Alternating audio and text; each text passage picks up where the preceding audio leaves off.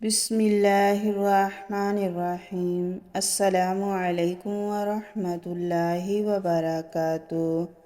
حضرت مسعود رضی اللہ تعالیٰ عنہ نے خبر دی کہ رسول اللہ صلی اللہ علیہ وسلم کی زوجہ حضرت عائشہ رضی اللہ تعالیٰ عنہما نے کہا، جب رسول اللہ صلی اللہ علیہ وسلم کی بیماری شدت اختیار کر گئی اور آپ کی تکالیف میں اضافہ ہو گیا تو آپ نے اپنی بیویوں سے اجازت طلب کی کہ ان کی تیمارداری میرے گھر میں ہو۔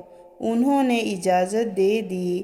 پھر آپ دو آدمیوں کے درمیان ان کا سہارا لے کر نکلے۔ آپ کے دونوں پاؤں زمین پر لکیر بناتے جا رہے تھے اور آپ عباس بن عبد المطلب رضی اللہ تعالیٰ عنہ اور ایک دوسرے آدمی کے درمیان تھے۔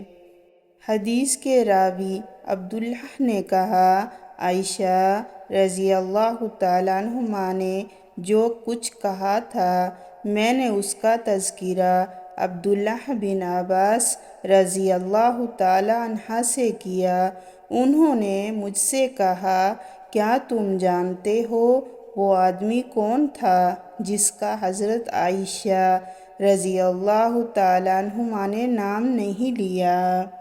انہوں نے کہا، میں نے کہا نہیں۔ حضرت ابن عباس رضی اللہ تعالیٰ عنہ نے کہا، وہ حضرت علی بن ابی طالب رضی اللہ تعالیٰ عنہ تھے۔